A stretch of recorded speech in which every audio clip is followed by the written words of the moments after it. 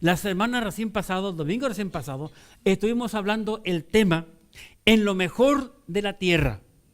Cuando llega aquí la familia, Jacob y sus hijos a vivir abiertamente a la tierra de Gosén.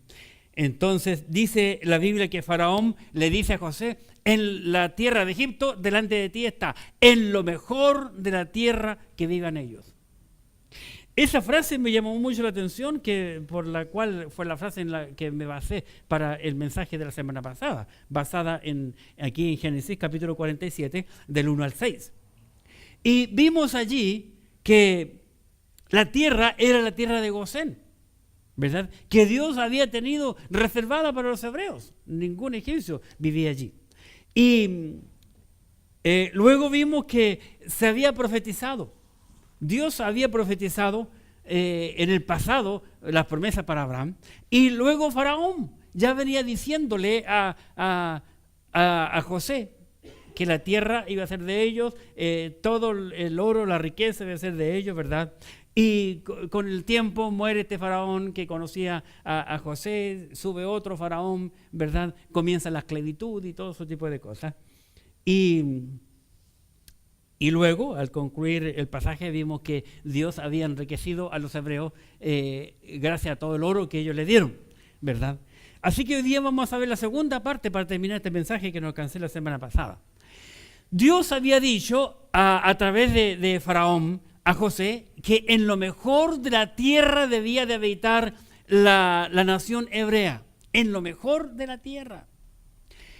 Dios siempre ha prometido para Israel una tierra, un terreno, un lugar aquí en este planeta. No hay ningún país en la historia de la humanidad que puede decir: esta tierra es nuestra. La única nación que puede mostrar una escritura pública, nosotros somos dueños de este terreno, son los hebreos, y la escritura pública está aquí. Dios le prometió a Abraham, capítulo 12, capítulo 15, capítulo 17 del libro de Génesis, que le iba a dar esa tierra de por vida, perpetuamente. ¿Y a nosotros qué?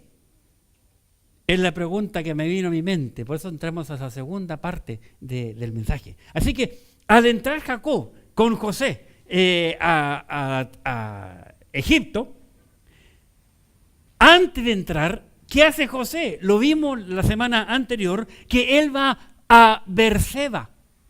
Antes de ir a Egipto, él va a Berseba y ofrece sacrificio a Dios allí, a su Dios, a Jehová Dios, que ya había pasado bastante tiempo que no lo hacía. Y dice la Biblia que en la noche Dios le habla a Jacob. Le dice: Jacob, no tengas ningún temor de entrar en Egipto. Ahora bien, estamos estudiando nosotros en la escuela dominical, en las clases mayores de la escuela dominical, el libro de Levítico, ¿verdad? Y vamos al capítulo 18. Dios, al entrar en ese capítulo, le había dicho a los hebreos que nunca hicieran nada de lo que hacían los egipcios y lo que hacían los cananitas. Ambas naciones eran extremadamente perversas, como oró recién el hermano Ángel Vera en la reunión esta mañana. Nosotros estamos viviendo en esos tiempos casi, abiertamente, que en nuestro país. Por consiguiente, Jacob, sabiendo las prácticas de esas dos naciones, los cananitas vivían cerca de Egipto, va con temor y ora a Dios. Pucha, yo amo a mi hijo vive allí, yo creo que por la responsabilidad que tiene, mi hijo no puede venir a mí, pero sí yo puedo ir a él. Y Dios le habla en la noche. Él dice: no tengas ningún temor en ir a Egipto, descender a Egipto, pues yo voy contigo. Además, Dios le promete a Jacob que de Jacob, de sus lomos, iba a ser una gran nación allí mientras viviesen en Egipto, ¿verdad? Así que Dios le da la bendición a Jacob para entrar en Egipto. Egipto, recordemos, es un cuadro del mundo. Ahora, ojo, ninguno de nosotros podemos decir, yo tengo la bendición de Dios para vivir como el mundo vive. No lo tenemos, ¿verdad? Vivimos en el mundo, pero no somos del mundo. Recuerde, nuestra ciudadanía es celestial, como vamos a ver en esta mañana. Ahora bien, todas esas promesas que vemos en la Escritura, Dios se las hizo a Jacob, a su nación, en el Antiguo Testamento. Pero, ¿qué de nosotros? Al pensar en esa frase que decía, en lo mejor de la tierra harás habitar a tu padre y a tus hermanos, a tu familia, le dice Faraón a José, ¿verdad? El Señor a nosotros también en el Nuevo Testamento nos hace una promesa. Nos hace una promesa. Y esa promesa es que toda aquella persona que se ha reconocido pecador, que ha confesado su pecado al Señor, que se ha arrepentido ante el Señor, recibiendo al Señor como su Señor y Salvador, su morada futura será el cielo. El cielo.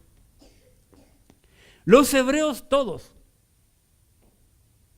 vivían y morían pensando en el futuro, mirando al futuro. Y antes de entrar en el Nuevo Testamento quisiera invitarles a un pasaje hermoso que se encuentra en el libro de Hebreos y capítulo 11. Capítulo 11 de Hebreos. Y dice aquí la Escritura, la palabra de Dios, en Hebreos capítulo 11, desde el versículo 13 vamos a leer. Capítulo 11, versículo 13.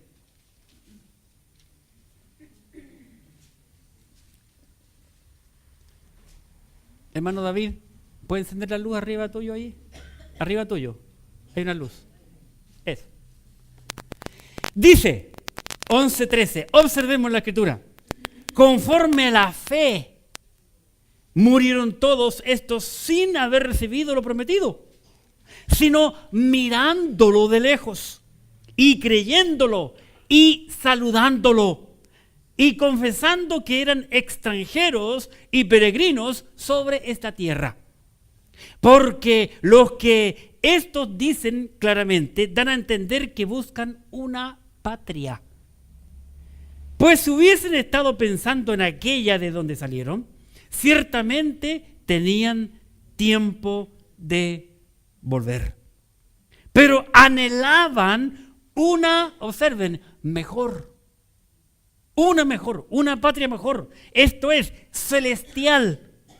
Por lo cual Dios no se avergüenza de llamarse Dios de ellos, porque les ha preparado una ciudad.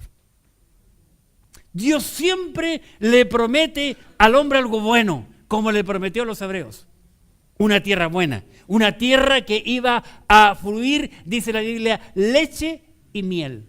Dos cosas importantes en la Escritura. La leche, tan importante para el ser humano, y la miel. La miel es lo mejor que el hombre debía de probar para ponerle al pan y los panqueques, ¿verdad? Pero hablamos cuando estudiamos el libro de Samuel acerca de lo que hace la miel hace años atrás.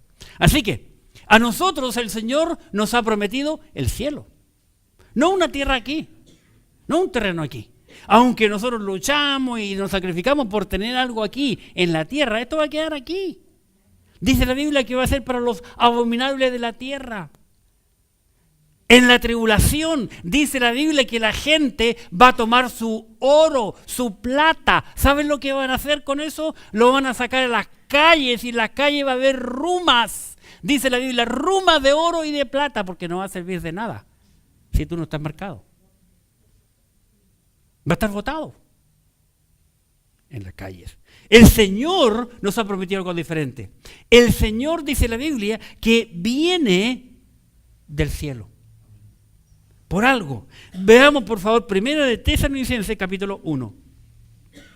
Primera Tesalonicenses, capítulo 1. Observemos aquí en el versículo 10. Muy interesante.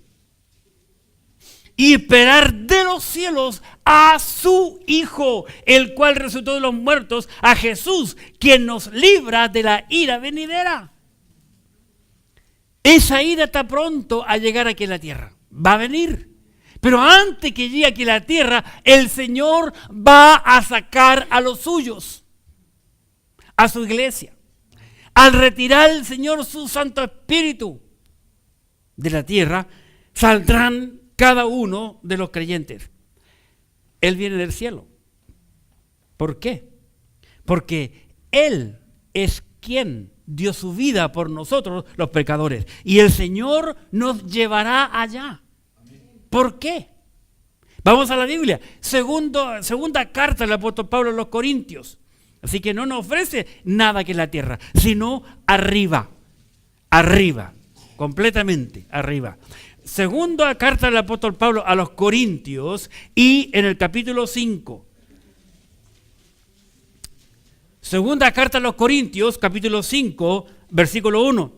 Porque sabemos, observen, porque sabemos que si nuestra morada terrestre, este tabernáculo, o sea, este cuerpo que tenemos, se deshiciere, tenemos de Dios un edificio, una casa no hecha de manos, eterna en los cielos.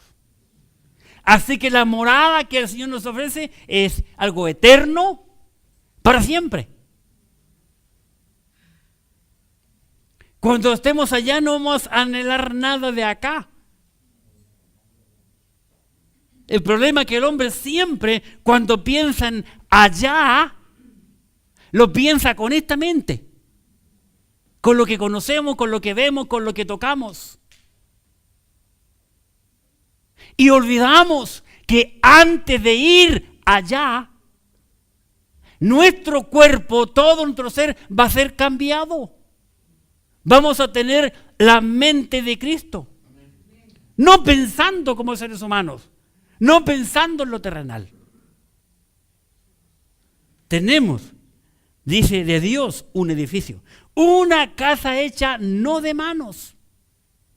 Todas las casas, todos los edificios que nosotros vemos aquí son hechas por seres humanos, por hombres, planeadas, dibujadas, calculadas y fabricadas por las manos de los hombres.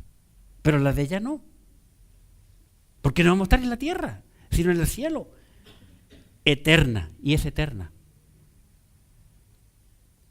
Como la vida eterna que el Señor nos da.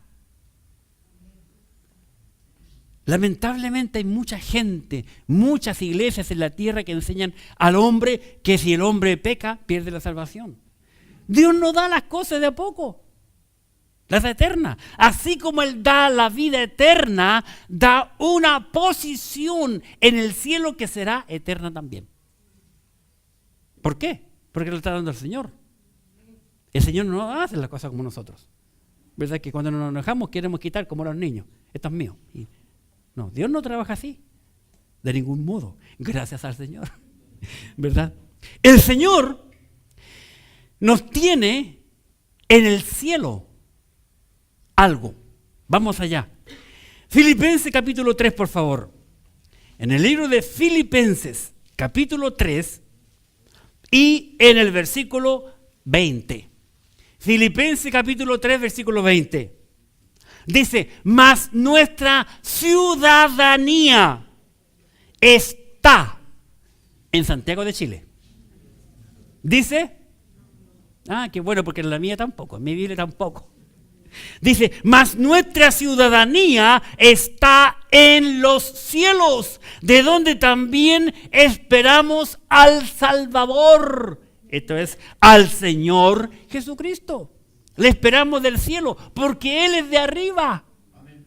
Cuando nosotros vemos que Pablo habla de los dos Adán, de Adán, el primer hombre que Dios creó, y de Jesucristo como el segundo Adán, muestra una diferencia. Uno es de arriba, otro es de abajo. Uno pecó, el otro no, ¿verdad? Una tremenda diferencia. Y aquí nos muestra que Él viene del cielo. ¿Por qué? Porque allá nos preparó la ciudadanía y nos vendrá a buscar. El domingo antepasado creo que fue que hablé algo semejante, por eso no quise usar los mismos versículos. Pero dijimos en esa ocasión que el Señor hablando en San Juan 14, no se turbe vuestro corazón, ni tenga miedo. ¿Creéis en Dios? Cree también en mí. En la casa de mi Padre muchas moradas hay. Si así no fuera, os lo hubiera dicho. Voy pues a preparar lugar para vosotros, para que donde yo esté, dijo el Señor Jesucristo, vosotros también estéis. Él va a venir a buscarnos, porque ya tiene preparado ese edificio, tiene preparada esa morada, porque para el creyente es algo eterno. ¿Dónde pasará la eternidad el creyente? En el cielo. En el cielo. La Biblia habla mucho de lo que pasa con la persona. Ya hablaremos un poco de la muerte cuando lleguemos al 50, al capítulo 50, por ahí del Génesis, que nos falta poquito para llegar allí. Así que el Señor dice que el creyente tiene su ciudadanía en el cielo. No aquí en la tierra, en el cielo. ¿Por qué será en el cielo? Yo me pregunté. Y la Biblia me respondió. Vamos a mirar por qué en el cielo. Capítulo 11 de Lucas. Lucas capítulo 11. Dice aquí el Evangelio según San Lucas, capítulo 11, y en el versículo 2 lo siguiente. Lucas 11, 2. Observemos. Y les dijo, cuando oréis, porque le preguntaron al Señor, Señor, enséñanos a orar, dijeron los discípulos como Juan a los suyos. Cuando oréis, decid, Padre nuestro, ¿qué me dice? Que estás en los cielos. ¿Por qué nuestra morada está en el cielo como Pablo nos viene diciendo? Porque nuestro Padre está en el cielo. Y Cristo, como nuestro hermano mayor, nos viene a buscar para llevarnos, para pasar la eternidad con el Padre. Porque el Padre vive allá. Por eso vamos arriba. Esa es la razón que vamos al cielo. Porque allí está nuestro Padre. ¿Y por qué? Porque también allí, ¿sabe lo que hay en el cielo? Vamos a la Biblia. También en Lucas, pero capítulo 10. Lucas, capítulo 10, versículo 20. Algo más interesante que encontré. Lucas capítulo 10. Y en el versículo 20 dice la Biblia, pero no os regocijéis de lo que los espíritus se os sujetan, sino regocijaos de que vuestros nombres están escritos en los cielos. Interesante. El nombre está escrito en el cielo y el Señor va a ir a buscar a todos los que están ahí. Va a ir a buscarlo. La pregunta es, mi amigo, mi amiga, ¿tú estás listo? ¿Estás preparado? ¿Estás seguro? ¿Tu nombre está escrito? ¿Hay un edificio eterno para ti allá? ¿Estás seguro que el Señor va a venir por ti? ¿En el caso mío? Sí, yo estoy seguro. Lo veo a todos ustedes con cara de asombro. Cara de yo no fui. Si usted no quiere ir, está bien. La pasaré mejor. El Señor nos dice que en el cielo está nuestro Padre. En el cielo está nuestro nombre inscrito. El Señor dice que el creyente es conocido por los frutos. Muchas veces nosotros decimos que somos tan buena persona. Somos tan buenos, tan intachables, tanta cosa que vemos. De hecho, en la Escritura, de las cientos de cantidades de personas que se mencionan, cantidades de personas, vidas que pasan por la Escritura, tanto en el Antiguo, el Antiguo que es más largo, lógicamente, que el Nuevo, solo hay 2 personas que no se les dice que cometieron pecado. Fueron pecadores como nosotros, pero sus pecados no están registrados en la Biblia. Eso es lo interesante. Solo 2 de las miles de personas. Y muchas veces nosotros no creemos uno de ellos. La Biblia dice que nosotros como creyentes y nos compara. De hecho, cuando estudiamos el curso de la regla de interpretación bíblica, allí vemos abiertamente que Dios o el Señor compara al hombre con árboles. El árbol es comparado con hombres, a los hombres, ¿verdad? Y es por ello que habla tanto en el hombre acerca del fruto.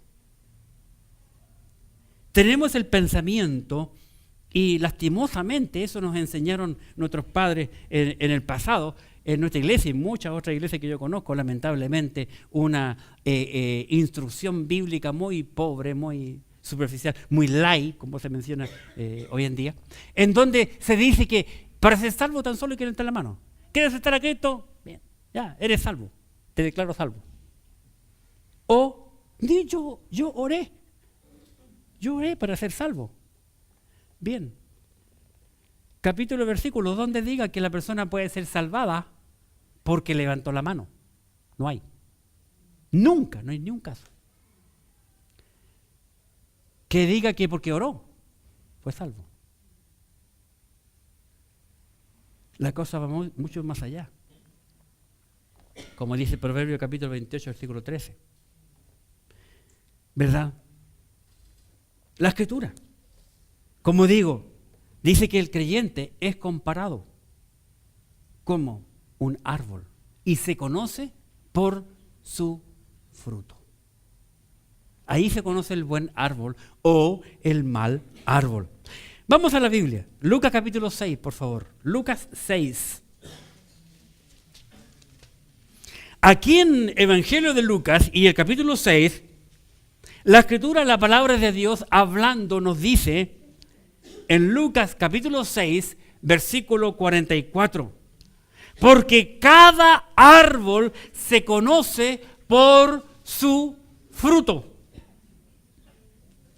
Pues no se cosechan higos de los espinos, ni de las zarzas se vendimian uvas. No, es lógico, ¿verdad? El árbol se conoce por su fruto. Noten la gramática. Se conoce por su fruto, no le dice por los, sino el fruto que ese árbol produce. ¿Verdad?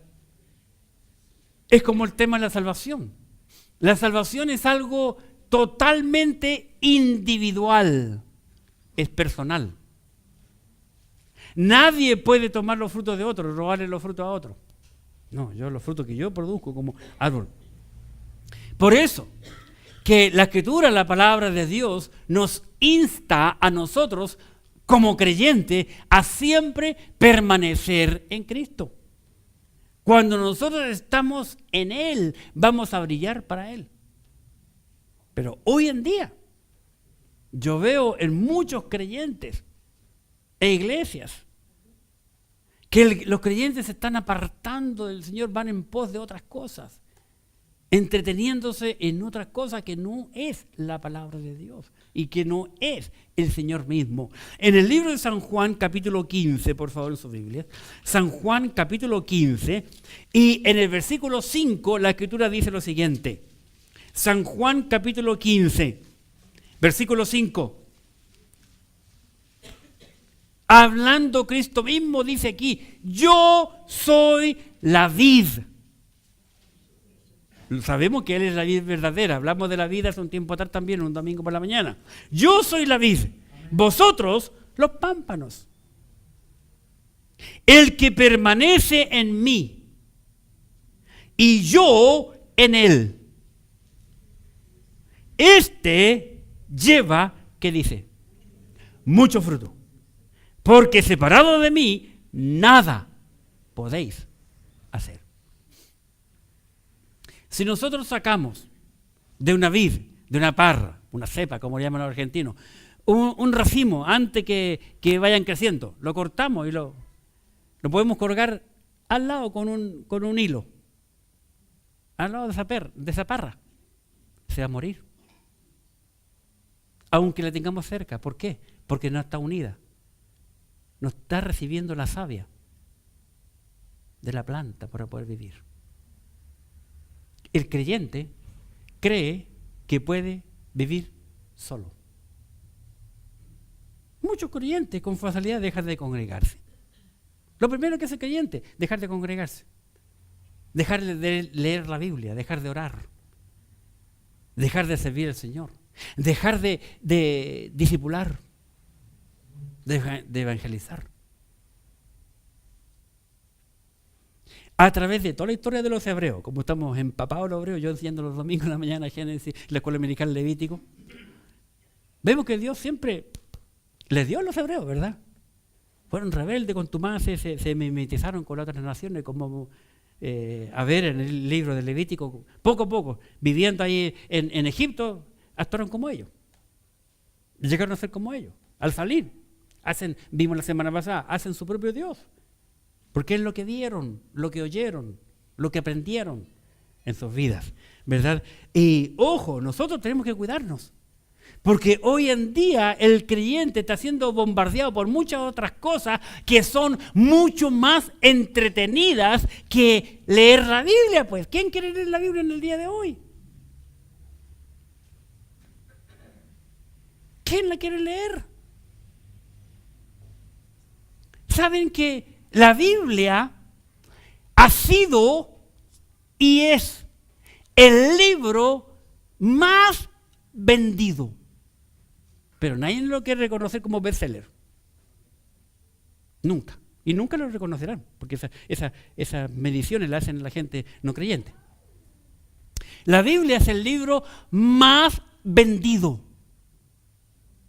Pero lamentablemente, la Biblia es el libro menos leído. Piensa, no me digas nada. ¿Cuántas Biblias hay en tu casa? Nada más piensa, ¿cuántas Biblias hay en tu casa? En la casa de nosotros los creyentes tenemos tanta Biblia que si la desarmamos hoja por hoja, podemos empapelar toda nuestra casa y todavía nos sobra papel. Podemos empapelarla entero. Y no nos sobra. Y muchas veces nos preguntamos, ay, ¿por qué Dios no me escucha? Me siento que estoy tan lejos de Dios. Y tantas barbaridades que el diablo empieza a meternos cosas en la cabeza. El Señor Jesucristo dice aquí bien claro en este versículo, yo soy la vid, vosotros los pámpanos. El que permanece en mí. Ahora, una cuestión es ser un hijo de Dios. ¿Me entienden? Y otra cuestión muy diferente es estar apegado al Señor. Ejemplo. Ayer o anteayer me dio por llamar a una prima lejana que tengo. Y cada vez que entro en mi casa, a la oficina, la veo porque la mamá de ella era hermanastra de mi mamá. Y quisieron verse y yo la llevé muchos años atrás a Viña, pasé a buscar a su casa a mi prima, la hija mayor, y a mi tía. Y la llevé y yo le saqué una foto. Mi papá le dijo, te voy a regalar esa foto. Y yo no tengo el cuadro hace tiempo en mi casa, un cuadro grande. Mi papá me dejó. Y la llamo.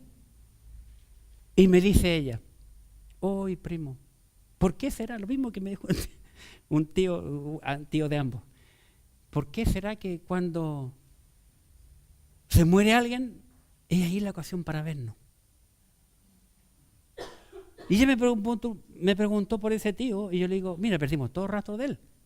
Yo sé solamente cuando nos llama la prima del extranjero, porque la vez que se fue, lo negaban, después no sé dónde estará viviendo. Y ese tío decía, nos vemos en el próximo funeral. Y así fue. Murió un tío de mi mamá, nos vimos, después murió otro pariente de mi mamá, nos vimos allí. Y esta prima me dijo, primo, nosotros con mis hermanos, son 3 hermanas, éramos tan hermanables, pero de que se murió mi mamá, murió primero su papá, después la mamá, de ahí no sé por qué nos separamos. Me dijo, yo fui a ver, le pregunté, ¿cómo está fulana? Mira, no tiene teléfono, yo para saber, ni celular tiene. Tengo que ir para allá. Y ella llora y dice, ¿por qué estamos tan separadas y antes? Siguen teniendo el mismo apellido. Son hijas del mismo padre, de la misma madre.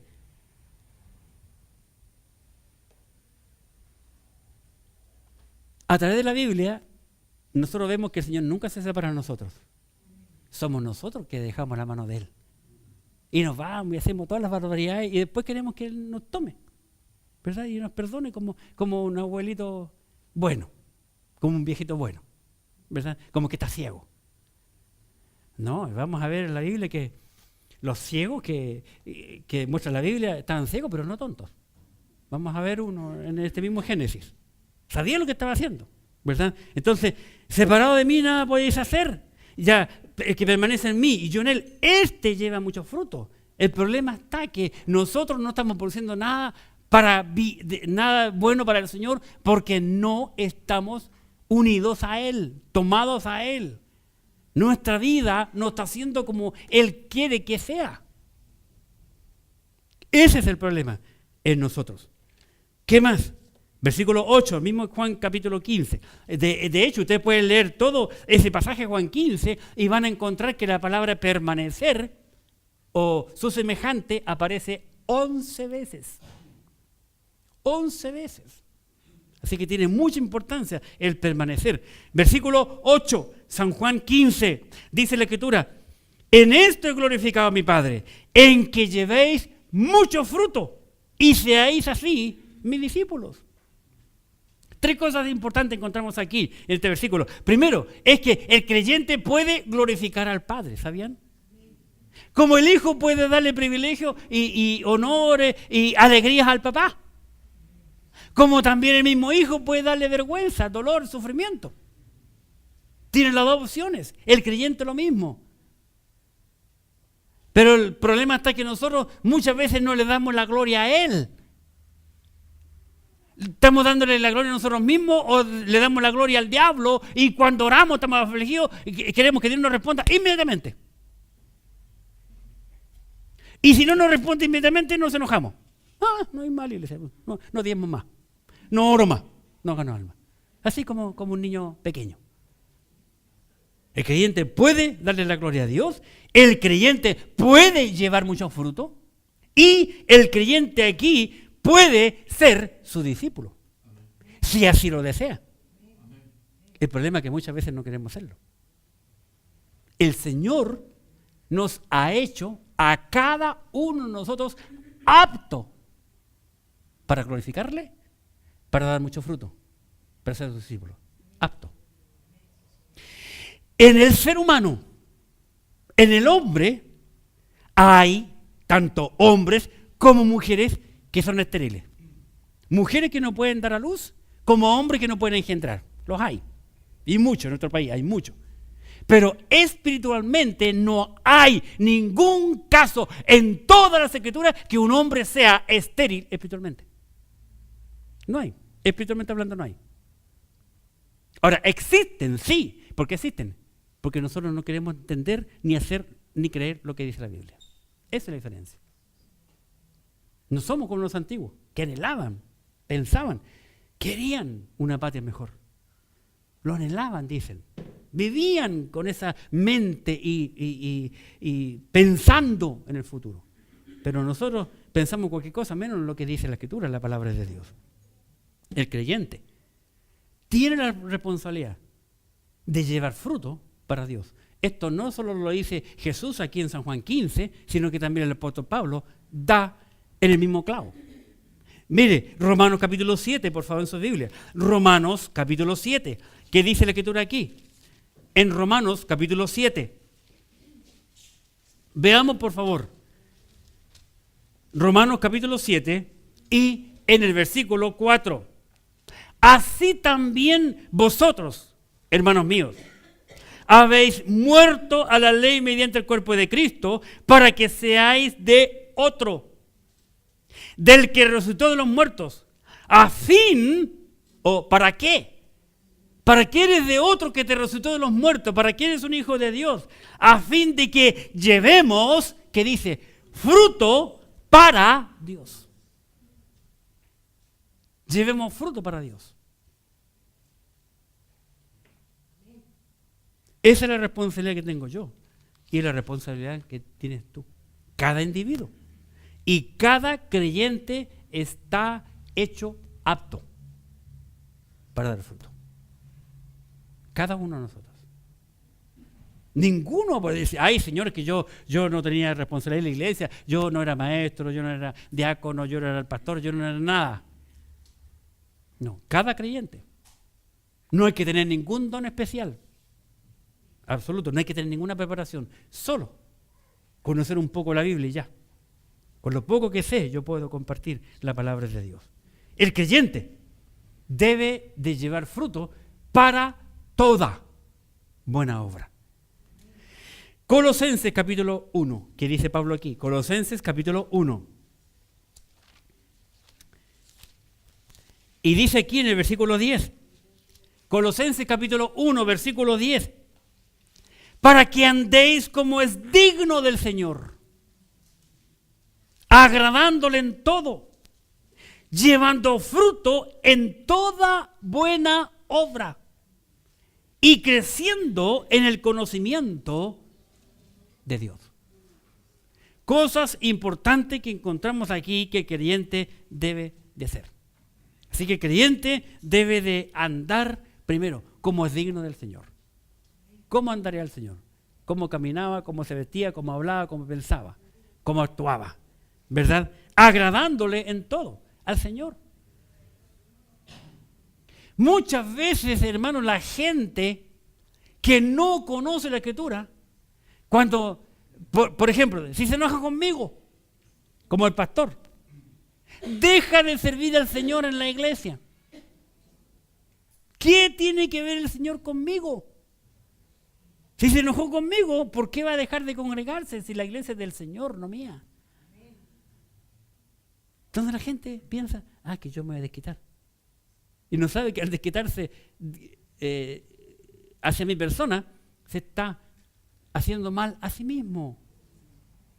Porque está perdiendo la bendición de Dios en su vida, ¿verdad?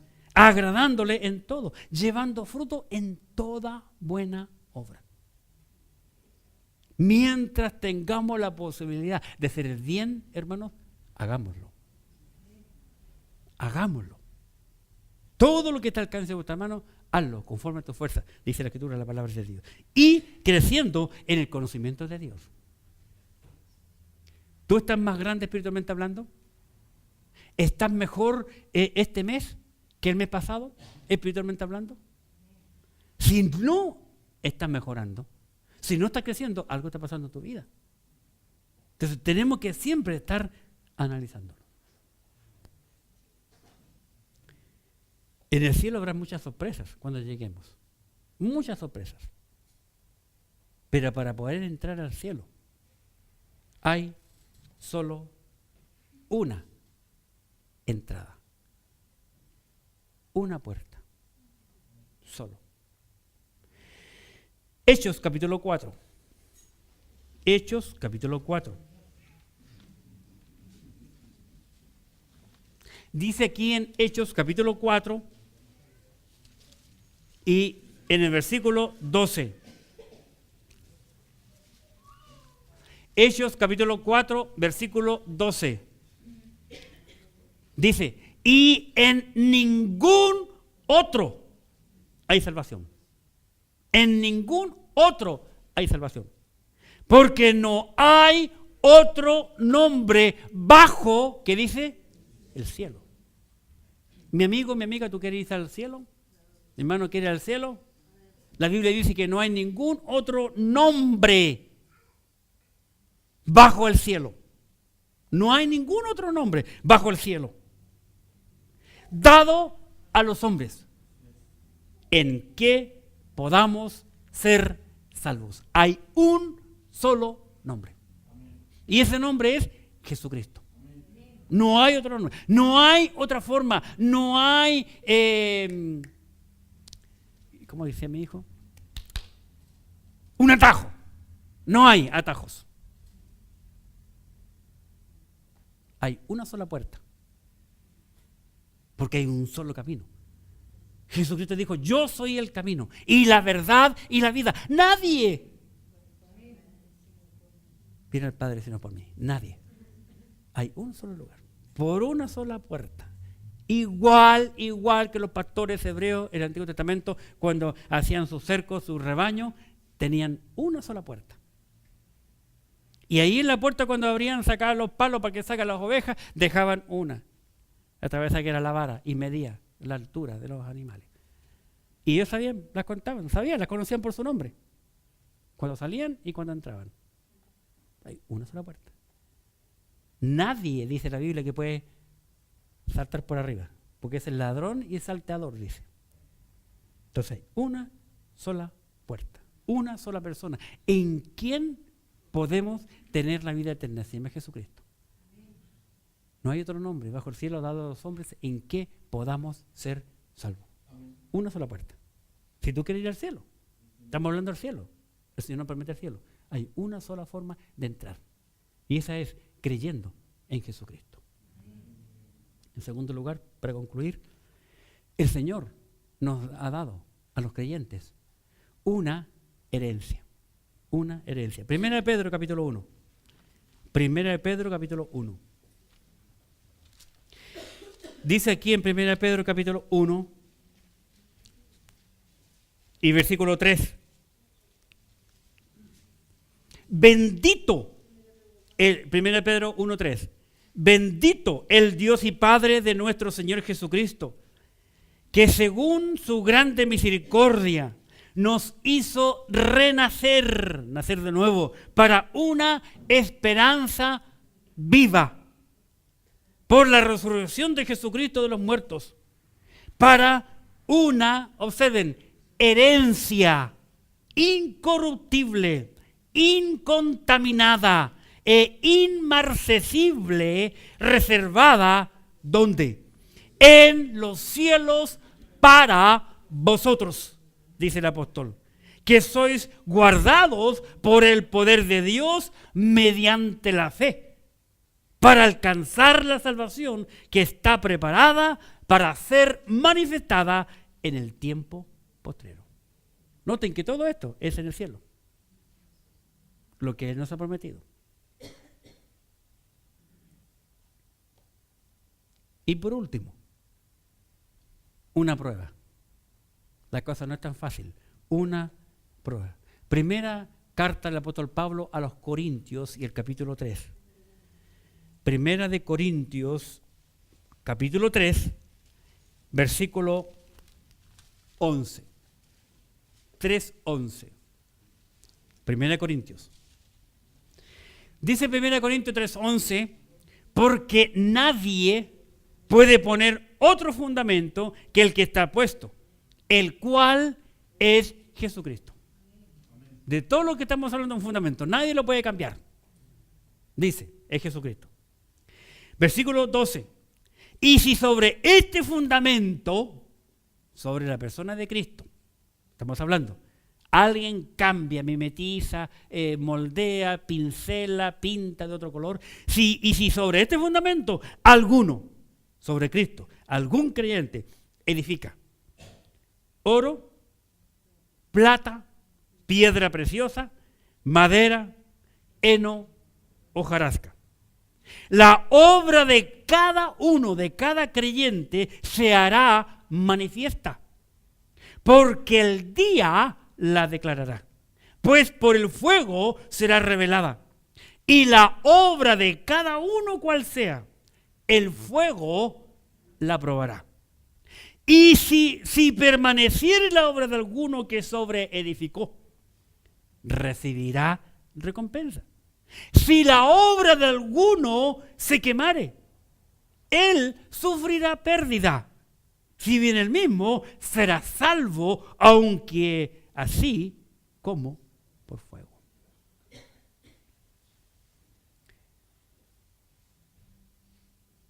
El creyente que realmente permanece en Cristo y está unido a Cristo como la vid, sin duda alguna que estará edificando sobre oro, plata y piedras preciosas. Pero la persona que dice, el creyente que dice, sí, yo soy cristiano, yo soy creyente, yo me iré al cielo, pero que nunca le demos fruto, que nunca se ve sirviendo al Señor en su vida, está edificando en madera, en heno u hojarasca, cosas que con el fuego se queman con mucha prontitud. Será salvo, aunque así, como por fuego. Pero ¿qué tendrá para ofrecerle al Señor? ¿Cómo mostrará su gratitud al Señor? La Biblia dice que tenemos que servirle a Él y hacer obra para el Señor. Mira, hermano, cada cosa que tú hagas en tu vida, siempre tiene que estar en tu mente que lo que tú estás haciendo es para el Señor. No es para mí. Dios me ha puesto aquí, en esta iglesia como pastor. Pero un día Dios me puede sacar y habrá otro y otro. Pero el Señor seguirá. Y la iglesia es del Señor. Y nuestro servicio debe ser hacia Él. Porque eso es lo que acabamos de aprender en la Escritura. Servir al Señor y no al hombre. Los hombres somos todos pecadores. Entonces, así como Dios en su justicia les prometió a los hebreos una tierra allá en Israel, a nosotros nos ha prometido un lugar en el cielo, muchísimo mejor, en donde nosotros podemos ahora comenzar a servirle en gratitud por todo lo que Él ha hecho, porque Él nos ha prometido que un día vendrá a buscarnos y a llevarnos y presentarnos ante el Padre. Qué interesante. Tal cual José va a hacer, o hizo, mejor dicho, hizo con sus hermanos y su papá ante Faraón. Él dijo, eres mi padre y aquí están mis hermanos. El Señor nos va a presentar ante el Padre.